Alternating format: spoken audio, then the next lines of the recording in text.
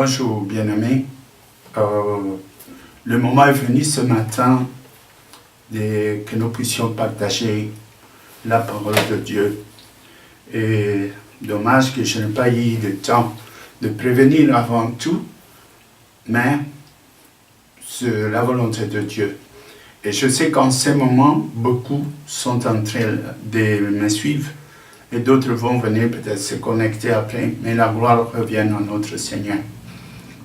Nous allons commencer par la prière. Seigneur, Dieu Tout-Puissant, je rends ici grâce pour la journée d'aujourd'hui, ce matin, et aussi à des personnes de loin ou de près qui vont être touchées par le message que voici. Et je demande par le Saint-Esprit, Seigneur, que tu puisses être avec moi. Et ce que j'aurai à dire ne vienne pas de ma personne, mais que ce soit inspiré par toi, tout comme ceux qui m'écoutent. Tu puisses, Seigneur, disposer leur cœur, tu puisses ouvrir l'esprit pour qu'ils comprennent les Écritures et aussi ouvrir les yeux pour qu'ils contemplent ta gloire afin d'être sauvés. À partir de cet instant, Seigneur, je me dispose entre tes mains, que ton nom soit béni dans l'éternité, mon Seigneur Jésus. Au fait, bien-aimés, ce matin, de quoi je veux parler? Qu'est-ce que j'ai à parler? Et c'est vraiment important. Important dans le sens que le message que nous allons attendre maintenant est intitulé « Savoir chercher Dieu ». C'est la moindre des choses, chercher. Autant que nous cherchons tout. Nous cherchons du travail, nous cherchons à avoir son diplôme, on cherche à avoir sa fiancée, on cherche à comprendre, on fait des études, on fait des choses. Dieu lui-même a demandé et a voulu que nous cherchions. Donc, parmi les hommes, les humains qui sont là, il y en a vraiment qui se disent « je veux connaître le Seigneur ». Et si tes idées, c'est vraiment bien. Je vais lire un passage sur le livre de Jérémie, chapitre 29. À partir de 13, la parole de Dieu dit « Vous me chercherez et vous me trouverez, si vous me cherchez de tout votre cœur. Trouvez le Seigneur, si vous me cherchez, vous me trouverez. » C'est une promesse qui ne trompe pas. C'est une promesse qui est réelle, qui est vraie. Et alors, quitte à nous d'essayer. On ne peut pas juger cette parole avant de l'avoir essayée. Il faut d'abord chercher, il faut faire un effort. Et si tu n'avais pas encore trouvé, dis-toi, tu n'as pas encore cherché comme Dieu veut que nous les cherchions, parce qu'il insiste, si vous me cherchez de tout votre cœur. Regarde comment il parle, de tout votre cœur. Et alors, à partir de cet instant-là, le Seigneur va se laisser trouver. Je regarde dans le livre de Jean, quand Jésus voulait résumer le message de l'évangile ou de la Bible. Dans Jean 17, chapitre 17, verset 3, et Jésus disait, « La vie éternelle, c'est qu'ils te connaissent toi, le connaître, toi et celui que tu as envoyé, à savoir Jésus-Christ. » Donc tout se résume là. Connaître le Père, Dieu Tout-Puissant, et connaître celui que Dieu a désigné ou la personne dans laquelle Dieu a habité et il nous a invités, le connaître, que par lui nous puissions être acheminés vers le Père. C'est Jésus disait, nul ne peut venir vers moi si le Père ne l'attire. Déjà, avant que tu viennes vers Jésus, c'est la volonté du Père qui te guide et qui te conduit, par exemple, devant cette parole ce matin. Ça peut être aussi ça. Et ensuite, dès que tu arrives là, tu rencontres Christ. Et Christ te conduit maintenant vers le Père, car il a dit, nul ne peut aller vers le Père s'il ne passe par moi. Et le Père dit, nul ne peut aller vers Jésus-Christ s'il n'est pas celui, lui-même, qui l'attire vers Christ. Donc, les choses comme sont telles. C'est à nous maintenant d'agir. Et puis, je vais ajouter, chercher, c'est des étapes. Quand on ne connaît pas Dieu, on n'a donc pas d'église, on n'a pas de foi, on ne croit à rien, on cherche Dieu. Et Dieu se révèle au travers de sa parole. Mais les premières paroles que tu vas entendre ne sont pas des paroles de profondeur, ce sont des paroles de surface. Tu vas comprendre les premiers éléments. C'est Dieu qui a créé la terre, Dieu qui t'a créé, il t'a donné les souffles, il te donne la vie. Peut-être que Dieu pourrait aussi agir, il peut y avoir un miracle, une guérison ou des choses semblables. Et là, tu commences à te dire, tiens, je crois qu'il y a quelque chose quand même là derrière. Dieu existe. Mais dès que tu t'approches, c'est pas fini.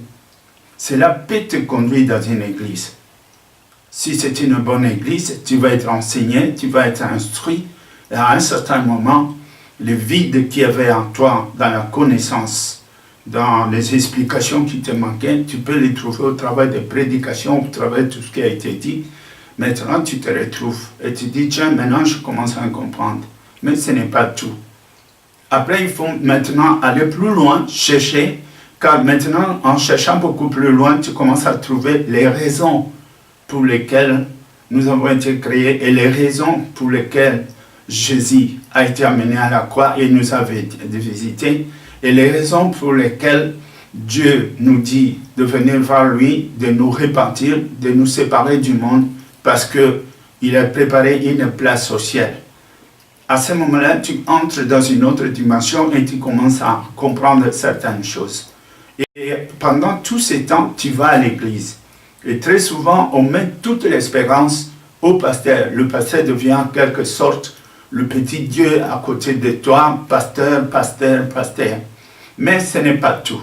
Rappelez-vous que Jean-Baptiste a joué ce rôle pendant un moment. Et puis, il fut un jour où Jean-Baptiste, quand les gens continuaient à venir vers lui, et ses disciples lui disent, mais c'est pas possible, Jean. Regarde, la personne que toi tu as baptisée là, tout le monde va chez lui. Et il parlait de Jésus. Mais Jean va répondre, c'est bien ça. Il faut que je m'abaisse et que lui s'élève. C'est pour ça que je sais, très souvent quand tu as fait des miracles, j'ai remarqué ça dans les yeux de ceux qui ont été guéris, ceux qui ont vu le miracle. Ils nous considèrent à ce moment comme une divinité. C'est pas étonnant. Même Paul, à un certain moment en Grèce, on a voulu l'introniser pour dire les dieux sous forme humaine sont descendus sur terre. Et il était en colère, il a déchiré ses vêtements. À cause des miracles, à cause de la parole, à cause des prophéties, à cause des choses dont nous avons reçu de Dieu, Dieu lui-même a dit, on vous appellera de Dieu à cause de moi. Mais nous ne sommes pas de Dieu. Il est possible que quelqu'un m'ait suivi dans les enseignements 1 an, 2 ans, 3 ans, et qu'à la fin, il a pratiquement compris tout ce que j'ai dit.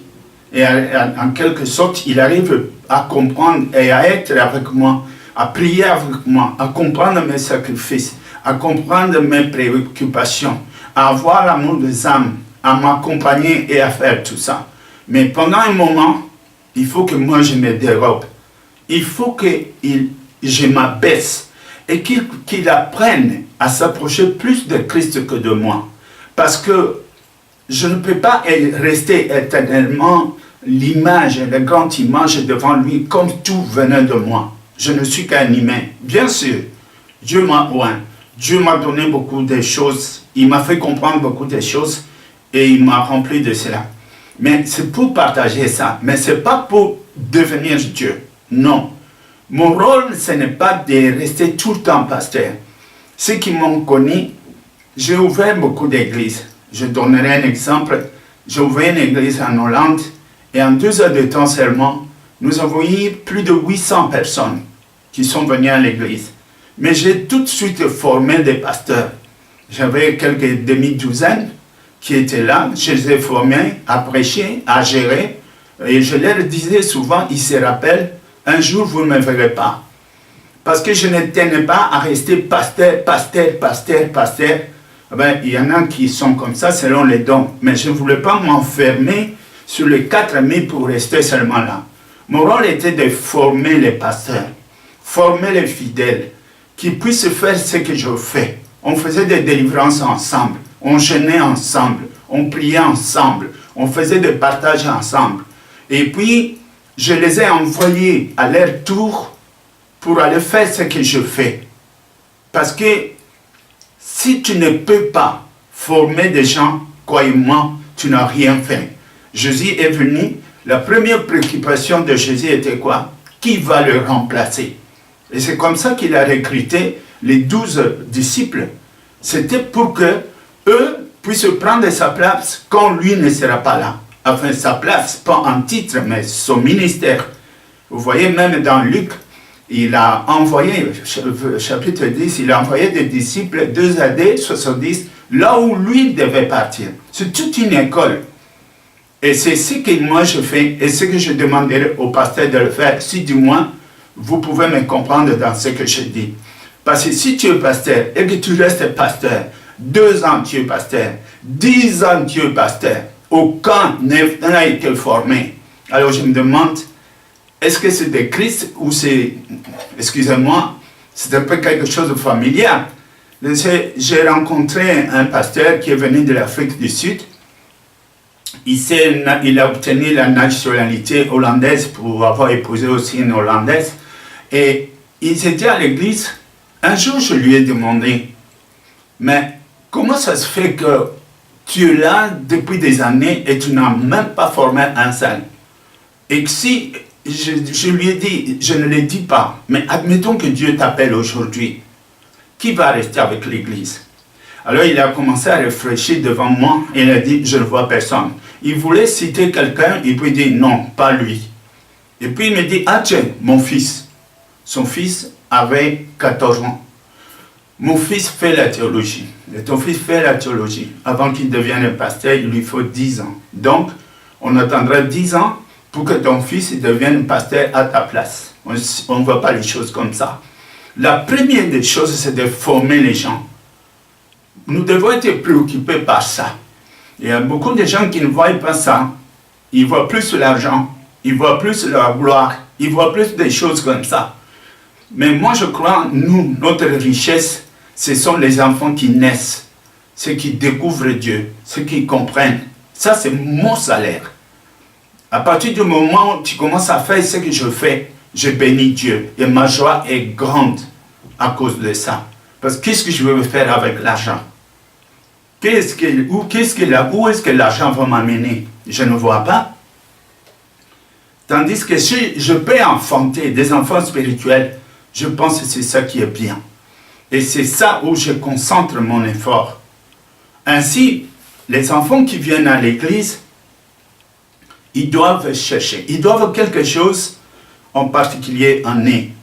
Avoir cette volonté d'aller plus loin, de chercher et de chercher. Tu as cherché, tu as trouvé. Tu as cherché une église, tu as trouvé. Tu as cherché à être baptisé, tu as été baptisé. Ce n'est pas tout. Cherchez maintenant à aller plus loin. Cherchez à connaître Christ, à connaître le Père, avoir une relation avec le Saint-Esprit. Cherchez, cherchez. Plus tu cherches, Dieu se laisse trouver. La parole nous dit, Deutéronome 4, 29, c'est de là aussi que tu chercheras l'Éternel ton Dieu et que tu le trouveras si tu le cherches de tout ton cœur et de toute ton âme. Ce verset, c'est comme celui qu'on a lu dans le livre de Jérémie. Et puis, Ésaïe dit dans 55, 6, cherchez l'Éternel pendant qu'il se trouve. Invoquez-le tandis qu'il est prêt.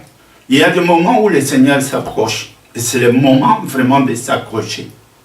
Moi, je suis serviteur de Dieu. On m'appelle tantôt pasteur, d'autres apôtres, d'autres frères. Bon, ça n'a aucune importance pour moi. Appelez-moi comme vous voulez. Mais mon nom de naissance c'est Fritz et Dieu m'appelle Fritz. Et c'est vrai que je suis serviteur de Christ. Et moi, je dis souvent, je suis témoin de Christ. Et quelquefois, Dieu, comme il m'a parlé un jour, tu es mon prophète. Que la gloire lui revienne, car ce n'est pas les titres qui me changent. Mais, dans le fond, je regardais, j'ai observé. Il arrivera un jour, un moment où ton disciple, si tu veux, ceux qui t'écoutent te disent, parle-moi encore, enseigne-moi encore. Alors il arrivera aussi ce moment-là où je vais me taire. Je vais me taire pour te dire que le moment est venu pour que tu montes à la montagne. Le moment est venu que tu rentres dans toi-même. Le moment est venu que tu t'enfermes dans la maison dans la chambre pour dire, Seigneur, fais-moi voir ta gloire. Je veux te connaître et je veux savoir qu'est-ce que j'ai à faire. Il y aura un moment où seul le Saint-Esprit peut t'enseigner. Et personne ne peut ajouter quoi que ce soit. Tu as un nom que personne ne connaît. C'est déjà ça. Tu as un ministère que personne ne connaît. C'est déjà ça. Tu as quelque chose de précieux, un don que Dieu a donné, qui n'est connu que de toi et de celui qui t'a donné, à savoir notre Seigneur. Alors, comment faire? Moi, je suis moi-même curieux de regarder comment tu vas grandir, comment tu vas agir, comment tu vas faire. Et que moi, je suis à côté. Peut-être, tu peux aussi me parler. Ce n'est pas parce que moi, j'étais baptisé, c'est pas parce que j'étais engendré, que je t'ai enseigné pas mal de choses, on est resté des années ensemble. Si tu ne cherches pas Dieu de toi-même aussi, pour ajouter à ce que tu as réussi, chercher le Seigneur toi-même, faire des jeûnes, chercher, Seigneur, je vais aller plus loin. Si tu ne fais pas ça, tu resteras éternellement mon élève. Et crois-moi, c'est comme un bébé. Un bébé, il y a des temps où il porte des couches, comme on appelle là. Mais s'il a 10 ans, il continue à porter des couches. S'il a 20 ans, il a toujours des couches. Il y a un problème. Ça, c'est une maladie maintenant. Nous sommes faits pour grandir. Nous sommes faits pour croître. Le pasteur fera sa part. Dieu fera sa part. Mais après, c'est le Saint-Esprit qui prendra la relève de tout. Pour te prendre là où l'homme ne peut plus t'enseigner, ou là où l'homme ne peut pas te dire ni t'enseigner, et le Seigneur commence à se révéler. Je vous donne un exemple. Moïse était serviteur de Dieu. Et Dieu a dit un jour, avec tous les autres, ils verront des prophéties et tout ça, mais avec toi, je parlerai face à face. Et c'était comme ça. Mais jusqu'où? Mais un jour, Moïse n'était plus là. Et qu'est-ce que Dieu a fait? Dieu a appelé Josué. Il a dit, Josué, serviteur de mon serviteur, viens. Par 3 fois, il répète comme ça.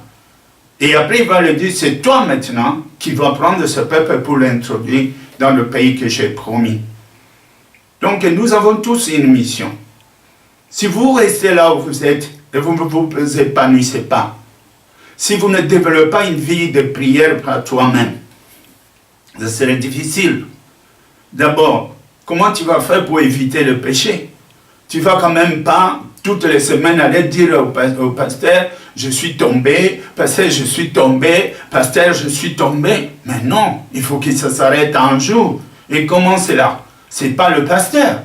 Ça, c'est toi maintenant, tes prières, le matin, midi, soir, la nuit, à tout moment, dans les trains, dans le travail, où que tu ailles, tu évoques le Seigneur. Seigneur, je veux m'approcher.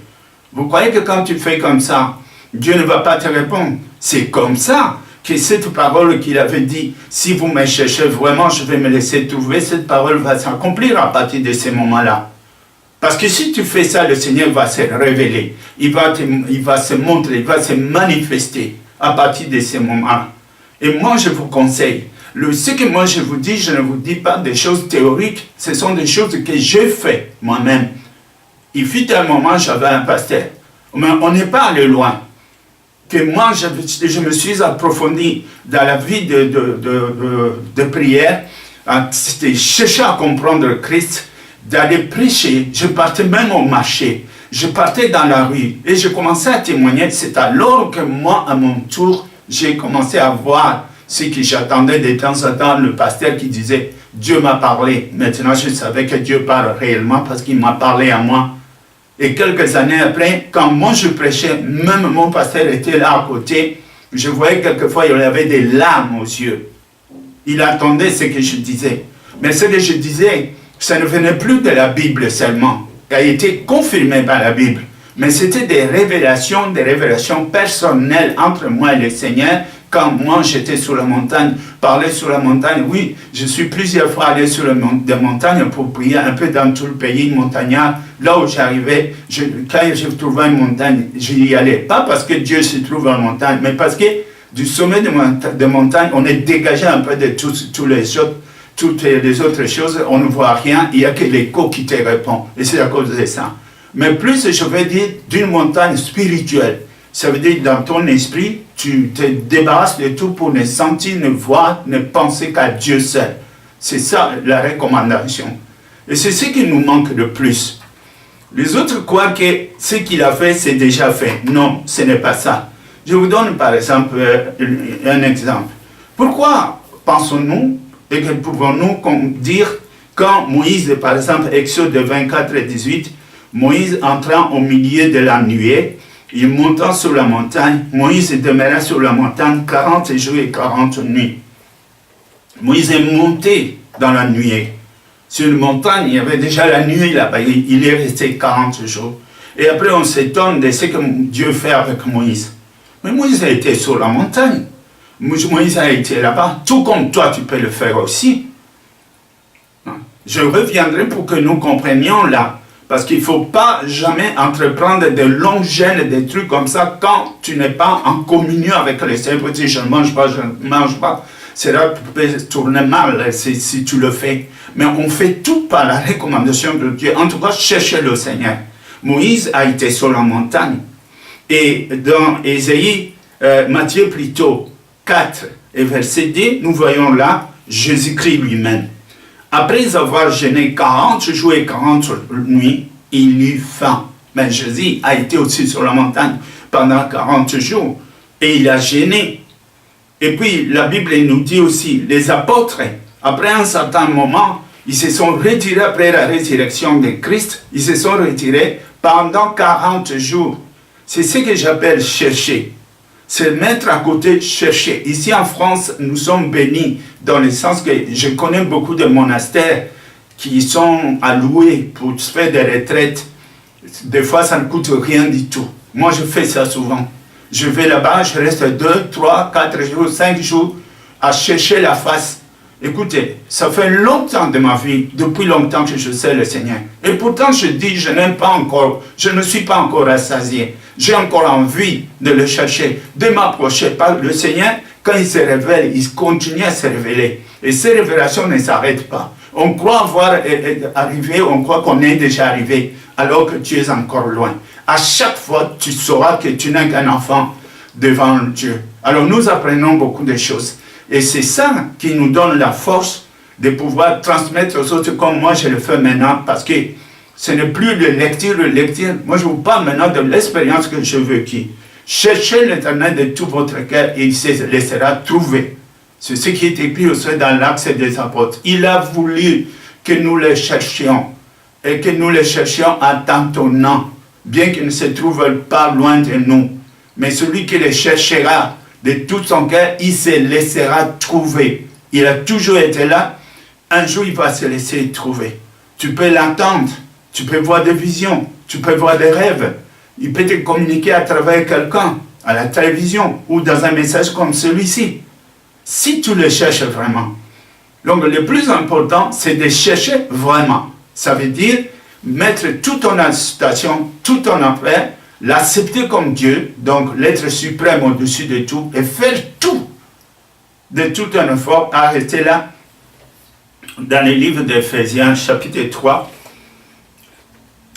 l'apôtre Paul disait, il a fléchi ses genoux pour nous, pour prier, de manière à ce que le Seigneur se révèle, pour que nous puissions comprendre cette richesse incompréhensible, il dit, le verset 9, 3, 9, il dit, et de mettre en lumière quelle est la dispensation du mystère caché de tout le temps en Dieu qui a créé toutes choses, afin que les dominations, les autorités dans le lieu céleste connaissent aujourd'hui par l'Église la sagesse infiniment variée de Dieu. Quand nous prêchons, les anges viennent nous épier. Car l'évangile, les anges ne le connaissent pas. L'évangile a été donné aux hommes. Et nous parlons, les anges viennent écouter. Croyez-moi que les choses se passent comme ça. Parce que Dieu nous révèle des choses.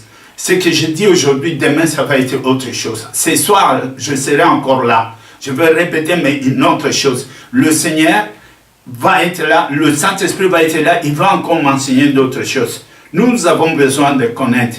La connaissance entraîne la foi. Et la foi justifie les actes. Les actes sont justifiés par les actes. On ne peut pas faire plus qu'on ne croit. Et on ne peut pas croire plus qu'on sait et ce qu'on a entendu. Donc ces choses-là sont ensemble. J'ai entendu, j'ai compris des mystères, ma foi a accompagné ce que j'ai entendu au niveau que moi j'ai entendu. Et après, il y a une manifestation. Cette manifestation a augmenté ma foi. Et ma foi maintenant, j'ai encore cherché plus loin. Et en cherchant encore plus loin, j'ai eu d'autres révélations qui étaient encore beaucoup plus supérieures. Et du coup, ma foi a été invitée à monter à ces niveaux-là, qui était mon entendement. Maintenant, puisque je le sais, mes actes maintenant vont être justifiés ou vont être pratiqués au niveau de la foi où je suis arrivé. Et ces actes-là deviennent pour moi la connaissance. Parce que quand on dit dans le Seigneur connaissance, loin, ce n'est pas la lecture, ce n'est pas les études. Les études vont dans les cerveaux, c'est ça où ça reste. Mais l'expérience, ça reste dans le cœur. Ça, personne ne peut enlever là. Tu peux oublier un verset, tu peux oublier la lettre, mais tu n'oublieras pas l'expérience que tu as vécue avec le Seigneur. Même 20 ans, 30, toute ta vie, tu pourras reprendre et expliquer encore. Il était une fois, moi j'étais ça, et le Seigneur m'a parlé, et voilà les choses, comment ça s'est passé. C'est pourquoi moi je vous dis, j'ai dit aussi à mes collègues pasteurs, c'est bien d'enseigner les gens, mais ne les barrez pas la route après. Ne restez pas à régner sur eux comme dit, c'est moi pasteur, je suis loin et tout ça. Non, laisse-les passer. Même s'ils te dépassent, je souhaite que ça. Moi, je veux que mes fils me dépassent, qu'ils fassent quelque chose de plus étonnant que des choses que moi je n'ai pas vues, que je le vois. Malheureusement, avec le caractère que j'ai et ma façon de servir, ils sont toujours difficiles parce que je ne les attends pas. Pendant qu'ils viennent, moi je continue à monter. Moi je ne me suis pas encore reposé. D'autres disent, ah mais il fallait, comment je vais me reposer? C'est ma vie. Moi je vis avec ça. C'est comme les autres vivent avec l'oxygène, d'autres vivent avec la nourriture. Ma nourriture de faire la volonté de Dieu, et elle me nourrit. Donc si tu veux me suivre, il faudra courir. Si tu ne cours pas, il arrivera des moments où tu ne me comprendras pas. J'étais une fois à l'île Maurice, et quand j'étais là-bas, j'étais invité par pas mal de ces églises. Mais il s'est passé quelque chose. Juste après l'église, on va aller manger. Juste après l'église, on va aller manger. Et moi, j'avais difficile à expliquer. On sort de l'église, on va aller manger. Non, moi je ne suis pas habitué comme ça. Si je sors de l'église, je rentre d'abord à la maison pour glorifier le Seigneur de ce qu'il a fait. Et je vais prier pour des gens qui sont venus, qui m'ont écouté. Tout de suite, la nourriture, c'est un peu comme l'église est à l'église locale, dans les briques, et maintenant on peut aller faire ce qu'on veut. Non, je les aime. Mais ils avaient difficile à me comprendre. Il y a d'autres choses. Je n'accepte pas beaucoup que le fidèle m'invite chez eux pour manger ou des choses comme ça. Parce qu'il y a une crainte quelque part. Vous savez, pour être béni au travers d'un serviteur de Dieu, tu dois d'abord accepter qu'il est serviteur de Dieu et qu'il est mandaté par Dieu. Et que si tu le vois comme tel, et alors tu pourras être béni de lui parce que tu l'honores comme tel qu'il est. La Bible dit, Jésus a dit quelque part, si vous recevez quelqu'un en qualité de prophète, vous serez béni au travers de lui, comme si c'est le prophète qui t'a béni. Mais qu'est-ce qui arrive très souvent? Vous allez rester avec les gens, après, ils commencent à blaguer avec toi. Au lieu de t'appeler pasteur, ça devient pasta, et des choses comme ça. Mais si tu me traites comme ça, comment maintenant je peux intervenir dans ton cas si tu penses que moi je suis ton ami? Comment je peux implorer le Seigneur si maintenant, pour toi, je ne suis qu'un ami, je ne suis que n'importe quoi? J'ai observé beaucoup de pasteurs qui se laissent inviter de telles choses et croyez-moi, 2 ans, 3 ans après, ils ont toujours eu des problèmes par les mêmes personnes. On croit que je suis mauvais. Non, je peux passer toute la nuit à implorer le Seigneur pour toi. Mais entre toi et moi, il faut qu'il y ait un petit écart. Ce n'est pas que je suis quelque chose de grand. Mais j'ai besoin de m'éclipser pendant un moment pour rester à tout moment avec le Seigneur afin que je puisse intervenir dans ton cas avec toute efficacité. Regarde, quand au temps de Moïse, les sacrificateurs avaient leur tente en dehors du camp. Ils ne vivaient pas avec les autres. On va se demander pourquoi. Parce que eux, leur rôle, c'était de rester tout le temps en présence de Dieu. Et alors le peuple, quand il faisait leurs orgies, leurs fêtes, il n'était pas là. Mais quand tu le vois venir là, c'était tout simplement pour dire, ainsi dit l'Éternel, voilà, il va se passer, il va se passer. Mais si c'est même maintenant avec tout le monde en train de danser, faire tout, Dieu ne va plus le contacter. Il est comme vous. Mais Dieu veut quelque chose d'extraordinaire, quelque chose qui a été mis à part, propre pour lui. C'est ça que nous sommes des chrétiens. Les chrétiens mis à part. On vous a déjà dit ça. Vous devez à partir de maintenant chercher à comprendre et faire un effort pour comprendre. Tu n'es pas comme tous les autres. Tu es une personne mise à part. Tu es une personne que Dieu a choisie. Ce n'est pas parce que tu pries que tu es là. C'est parce que le Seigneur t'a aimé avant que tu naisses. Il t'avait déjà aimé. Lisez le 8 de Romains et la Bible nous dit quelque part là, ce qu'il a connu d'avance.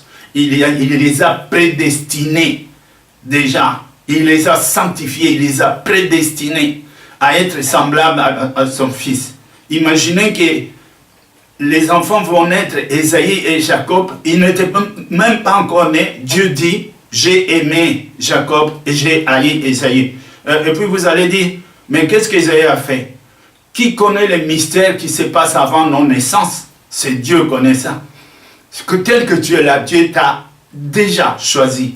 Il t'a prédestiné. C'est-à-dire, il y a un chemin qui a déjà été fait pour toi. Et quand tu ne comprends pas ça, tu vas te mettre ensemble avec le monde, chercher avec le monde, courir avec le monde, pleurer avec le monde, avoir peur avec le monde. Alors que lui, il avait dit, tu ne suivras pas la multitude. Ton Dieu est un véritable Dieu créateur, celui qui t'a créé est avec toi, il ne t'abandonnera jamais.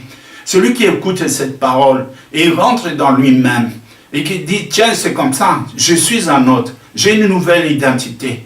Je ne peux pas me mêler dans l'état avec les autres, j'ai une autre personnalité. Oui, tu es à l'image de Dieu, tu es une habitation de Dieu en esprit. Dieu peut t'habiter, Dieu veut être avec toi, Dieu veut être ton ami. Il est déjà ton Dieu, mais pas seulement. Il vient maintenant en ami. Il vient comme un frère. Il vient maintenant pour rester avec toi. Que tu fasses beaucoup d'expériences avec lui, tu le connaisses mieux que tu l'as connu. En croyant que tu l'as connu, cela n'est pas encore fait. Même si tu fais 120 ans sur terre, tu ne finiras jamais. Tu ne finiras jamais cette expérience avec Dieu. Un jour, il se révélera devant le trône, un jour quand le Seigneur viendra et que nous nous trouverons là-bas, c'est là que nous allons contempler toute sa gloire parce que la Bible dit nous le verrons tel qu'il est. Mais à ce moment ici, ce n'est pas cela. C'est pourquoi, bien-aimés, faites un effort. L'évangile pour dire ne pêche pas, ça c'est du lait, des choses pour les enfants. Reste avec Jésus, cherche Jésus et les péchés vont fuir. Car la sanctification, ça ne se fait pas par notre effort. Nous avons la volonté, mais nous n'avons pas le pouvoir. Nous avons la volonté, mais nous ne savons pas comment faire. C'est écrit dans Romains 7 à partir de 18. Donc, ce n'est que quand tu viens tout le temps vers le Seigneur et tout commence à disparaître. Viens vers la lumière et tu verras clairement. Donc, ce thème, comme je voulais dire aujourd'hui, le pasteur peut t'enseigner, le pasteur peut t'instruire, mais il arrivera un moment où il ne peut plus rien. Il arrivera un moment où tu poses des questions qui te tracassent, des questions personnelles, et il ne pourra plus te répondre. Et ce jour-là, tu comprendras, le moment est venu de prendre l'envol. Le pasteur va rester là seulement comme un garde-fou. Le jour où ça ne va pas, il va te dire, réveille-toi, j'ai déjà vu ça, n'abandonne pas. Mais toi, qu'est-ce que tu fais? Toi, tu montes, tu vas encore plus loin. Tu mets en pratique la parole de Dieu. Tu partages, tu témoignes. Il y a beaucoup de choses dans toi que tu dois détruire. Le complexe d'infériorité, la honte pour parler publiquement de Dieu, le courage pour chasser les démons, le courage pour prier pour le malade. Tout commence par une foi. Si tu ne le fais jamais, mais tu le feras aussi jamais. On ne commence pas à voir ça avec 10 000 miracles. Non, on commence toujours par un petit, chez toi à la maison, pour ta fille, pour ton enfant qui était malade, et tu refuses de dire, en tant que fils de Dieu, j'interdis cette maladie de nuire à mon fils. Et tu pries. Quand tu verras ça, C'est une fois l'expérience, quand tu verras 2 fois. C'est 2 fois l'expérience, quand tu verras 3 fois. 3 fois l'expérience dans ta maison. Un jour, tu vas faire dehors chez ton ami, c'est 4 fois. Et après, tu commences à découvrir petit à petit le monde caché qui est à toi, mais que tu ne connaissais pas. Et alors là, tu commences à lire pour la 2e fois la Bible pour dire, maintenant je comprends. Maintenant je comprends. Les Écritures ont besoin des exemples vivants. Les Écritures, ils ont besoin du vécu. Quand tu verras ça, et puis tu sais, oui, c'est vrai. Je veux vous dire une chose vite fait, parce qu'il faut que j'arrête. Une fois, j'étais en Afrique, et les villageois n'ont pas aimé ma présence. Pendant que moi j'étais là, ils ont mis le feu sur ma Jeep. Alors que moi j'étais sorti en revenant, qu'est-ce que je vois? Je vois un grand feu. D'abord j'avais peur, je dis mais non, ils ne vont pas me faire ça. Mais finalement, en m'approchant, le feu était exactement là où il y avait la Jeep. Et quand je suis arrivé, le feu était dans ma Jeep. Je regardais tout partir en fumée, mais une idée m'est venue à la tête, juste à ce moment-là. Et je savais que le Seigneur était avec moi. Je savais qu'il était si proche de moi. Je savais que partout je veux, même si je tourne mes regards, il est à moi. Il voit ce que je vois, il attend ce que j'attends. Et quand je parle, il est avec moi, je le sens. Et quand j'ai vu ma Jeep brûler, j'étais avec des amis qui étaient païens, je ne voulais pas prier devant eux. Mais je suis allé, j'ai fait quelques pas devant la Jeep qui était à peu près 50 mètres. Parce qu'on avait peur pour les explosions de l'essence. Et je me suis arrêté là et j'ai dit, Seigneur, je ne te connaissais pas comme ça. Regarde ma prière. Ça, je ne te connaissais pas comme ça. Comment est-il possible, Seigneur, que tu me donnes quelque chose de la main droite et de la main gauche que tu me gifles? Ce n'est pas toi. Puisque je sais que ce n'est pas toi, je vois le feu. Et je refuse de croire que la Jeep brûle. Et pourtant, ça brûlait. J'ai dit, je refuse de croire. On a dû attendre au moins 30 minutes. Tout a brûlé, jusqu'à ce que la fumée était très noire, très noire. Et j'ai dit aux amis, on avance. Et nous avons avancé au travers tous ces fumées. Quand on est à Paris, là où il y avait la Jeep, rien n'a brûlé. Là où il y avait la Jeep, ça fait un carré. Rien. L'essence, ça n'a pas brûlé. Même les amis qui étaient là, j'ai entendu, il y avait des Français, il y avait un Juif, il y avait des autres, et puis j'ai entendu les autres qui disaient, ça personne ne peut te croire, qui va croire à ça? Et quand ils disaient cela, moi je savais qui a fait ça, c'est Jésus qui a fait ça. Et je suis allé derrière parce que je devais prier. Mais comment prier dans une situation comme ça? Comment prier? J'ai commencé à pleurer seulement. J'avais des larmes et comme la prière ne venait pas, j'ai dit au Seigneur, pourquoi? Dis-moi pourquoi tu ne veux pas que je te voie. Pourquoi tu ne veux pas que je te voie? Parce que dans des situations comme ça, j'ai envie de sauter à tes pieds, te serrer dans le main. Pourquoi tu ne veux pas que je te voie? Et puis, une autre idée m'est venue à la tête. J'ai dit, bon, c'est pas grave. Tu ne veux pas que je te voie, regarde ce que je vais faire. Je me suis abaissé, je me suis agenouillé, j'ai pris le sable qui était là au sol. J'ai dit, tu es venu, tu as visité ce lieu. J'ai pris ça, puisque tes traces ont été ici. J'ai versé tous les sables. Bien aimé, j'avais versé ça dans la bouche. J'ai avalé cette terre et je pleurais. Je pleurais parce que j'étais faible. J'étais devant un grand Dieu, un Dieu d'amour qui est si présent, qui fait de grandes choses. La Jeep brûle, mais la Jeep n'a pas brûlé. Qu'est-ce que c'était alors tous ces faits? Et après, j'ai vite lavé ma bouche, je me suis essuyé les larmes pour que les amis ne voient pas. Je suis revenu. Et eux n'ont pas compris jusqu'à aujourd'hui. Peut-être ils vont m'écouter. Ils savent qu'est-ce que je dis. Et quand je dis, on rentre. Mais c'était plus tard. Quand je lis que Moïse avait rencontré dans le buisson qui flammait, la flamme, il y avait le feu, et que le buisson ne s'enflammait pas, ne brûlait pas, n'était pas consumé. Je dis, ah oui, c'était vrai. Si Moïse a vu le buisson, moi je vis ma Jeep. J'ai vu le feu, un grand feu. On pouvait voir ça à des kilomètres. Mais la Jeep n'a pas brûlé. Rien n'a brûlé. Et où est partie cette fumée? C'est pourquoi je vous dis, les expériences que nous voyons avec Dieu, quand après tu vas retourner pour lire la Bible, tu dis, c'est vrai. C'est vrai parce que moi, je n'étais pas là. Mais ce que j'ai vu, je comprends maintenant que ce que Dieu a dit est vrai. C'est pourquoi ça, ce n'est pas mon pasteur. Ce n'est pas lui qui est venu me dire. Ce n'est pas un frère qui m'a influencé pour faire ça. Non, j'ai entendu. Il fut un moment, la voix du pasteur s'est arrêtée. J'étais comme un jeune aigle, mais plus m'ont poussé, moi-même j'ai pris l'envol. Maintenant, à partir de ce moment, je suis allé découvrir des choses que même mon pasteur n'a pas été. Et quand moi je lui ai fait le témoignage, c'est lui qui m'écoutait maintenant. Parle-moi un peu. Parle-moi un peu. Et cette expérience-là m'a poussé à avoir beaucoup d'autres expériences bien aimées.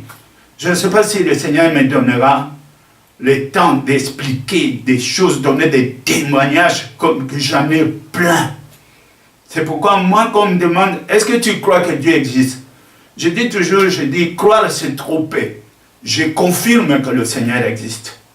Parce qu'il est avec moi. Croire, c'est faire un effort peut-être pour accepter des choses qu'on ne voit pas comme s'ils étaient. Moi, ce n'est pas ça. Le Seigneur est vivant, comme moi je vous dis là. Et il peut être avec toi. Mon souhait, c'est que tu réfléchisses à ce que tu attends ce matin. Ne regarde pas quelqu'un d'autre, ce n'est pas lui, c'est toi. C'est toi. Regarde comment Dieu parle même dans Romains 10. Si tu crois et si tu confesses. Il ne dit pas si vous croyez et que vous confessez. Non, tu. Il est question de toi. Toi et ton Dieu. Tu n'as pas choisi de naître. Tu n'as pas choisi tes parents. Tu n'as pas choisi ton pays.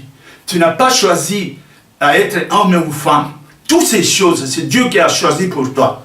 Alors, c'est ton droit de revenir vers lui. C'est ton Père. C'est celui qui a voulu que tu sois. Il t'a montré des petites choses. Il reste encore beaucoup de choses. Alors, va vers lui. Il va t'enseigner. Tu vas trouver des chaussures bien réglées à ta taille. Exactement. Des choses qui sont propres à toi. Quand tu verras ça, il dit oui, c'est à moi. C'est fait pour moi. Alors, si vous ne le faites pas, tu vas vivre sur terre. Un jour, la vie va s'arrêter. Et tu vas regretter le jour où tu vas arriver là-bas et tu vas dire, ah, c'était donc vrai. Et ça, je ne le savais pas. Oh, que le Seigneur nous bénisse. La journée d'aujourd'hui, je vais te demander, je ne sais pas qu'est-ce que tu fais aujourd'hui, mais j'ai voulu te demander, tout parle de Dieu. J'aime beaucoup prier dans des parcs, dans la brousse et tout ça, parce que tout parle de Dieu. Même quand je vois un oiseau, je vois un arbre, ça me parle de Dieu. Et je prends plaisir, je suis dans la joie à regarder tout, dans les séjours ici, sur terre où nous sommes ici. Tout parle de Dieu. Alors, si ensemble, s'il te plaît, essaie de faire ce que je te demande. Viens tout le temps, pense tout le temps, ne regarde pas les critiques, même des choses que tu as cru, que tu as compris, des choses que tu crois que tu connais. Ne regarde pas ça. Vois tout comme si tu ne vois pas, comme si tu ne connais pas, aime des choses comme tu n'aimes pas, cherche le Seigneur. Accroche-toi avec le Seigneur. Celui qui rencontre Christ, s'il plaît à Dieu et qu'un jour il dit, je vais me laisser trouver. Comme il a dit à la femme, si tu connaissais celui qui te parle, si tu connaissais celui qui te parle. Et la femme croyait qu'il avait là un homme, un juif en plus. Qui est cet homme-là? Mais si tu connaissais celui qui te parle, comme ce matin, si tu connaissais cette parole de qui vient de Dieu et qui te parle aujourd'hui, tu ne seras plus jamais le même. Ô Seigneur, je remercie. Je rends ici grâce. Je bénis ton nom. Je sais que plusieurs sont en train d'entendre et attendront et découvriront ce message. Ma volonté, Seigneur, est que tu te manifestes. Parce que entre toi et moi je le sais, Seigneur, que tu nous as appelés pour que nous te connaissions. Et cette connaissance n'a pas de limite. Tu veux que nous puissions expérimenter, comprendre, le Seigneur, le siège que tu as mis à tes côtés pour que nous venions nous asseoir là. Tu disais, Seigneur, tu veux que nous soyons un avec toi comme tu es avec Christ. De la même manière que tu aimes Christ, de la même manière que tu nous aimes. Et tu as dit, ceux qui sont de Christ, nous sommes un ensemble avec toi. Beaucoup ne comprennent pas ça, Seigneur. Nous ne pouvons pas forcer les gens. Il n'y a que la parole. Pas la parole, Seigneur. Et cette parole, elle est vivante. C'est toi qui peux, Seigneur, maintenant, déclencher quelque chose, amorcer quelque chose dans leur cœur qui te découvre, comme la journée d'aujourd'hui. Passer une journée devant toi, remettre toutes les autres occupations au lendemain pour ne chercher que toi. Seigneur, celui qui te découvre va tout te trouver. Et ça, moi, je le sais. Moi, je le sais. Je sais que c'est comme ça. C'est pourquoi je t'ai béni. Mais Seigneur, je prie pour mes frères. Je prie pour mes sœurs. Je veux que tu partages aussi avec eux. C'est trop grand des choses que tu m'as montrées. Mais je ne peux pas les contenir, c'est. Je veux partager avec tout le monde car je sais que tu les aimes. Tu les aimes tous. Tu me l'as dit. Tu les aimes aussi. Et mon devoir, c'est de dire ce que tu m'as dit de dire, afin qu'eux aussi puissent comprendre et un jour qu'ils croient, qu'ils aient des expériences pour pouvoir porter, transporter ça aux autres. Et que toute gloire te revienne. Alléluia, dans le nom de Jésus-Christ. Merci Seigneur, quand tu intercèdes et que tu pries mieux que nous, avec tout ce qu'on a dit, tu peux faire un seul mot et qui va tout remplacer. La gloire te revienne alors. Dans le saint nom de Jésus, je viens ainsi prier. Amen. Merci mes bien-aimés. Ce soir, si Dieu le veut, vers 20h15, je vais revenir sur le même thème. Ça sera d'autres paroles, mais dans le même thème. Cherchez le Seigneur. Et quand vous viendrez, nous allons partager ça ensemble. Il y aura également une vidéo qui sera introduite dans le site www.pentecôte.fr. Je vais le mettre là. Et ceux qui auront l'occasion pourront le voir. C'est une vidéo qui sera un peu plus travaillée que je veux faire et que je veux mettre dans le site. Mais à ce soir, à 20h le soir, je serai encore une fois avec vous. Maintenant, je vous dis de tout mon cœur, de tout mon cœur, de tout mon cœur, je vous aime d'un amour qui est au-dessus de l'amour des femmes. Il y a un amour caché. Et je vous aime. Vous êtes mes véritables frères. Vous êtes mes véritables sœurs. Plus que ceux qui sont nés biologiquement avec moi. Non. Et ce sont des frères et des sœurs, mais limités. Pas vous. Je sais que si un jour je suis chez vous, vous ne me refuserez pas un verre d'eau. Encore une fois, que le Seigneur vous bénisse grandement, abondamment, à la gloire du Père. Dans le nom de Jésus-Christ. Et je vous dis que je vous aime bien. Bye. Au revoir. Et à bientôt.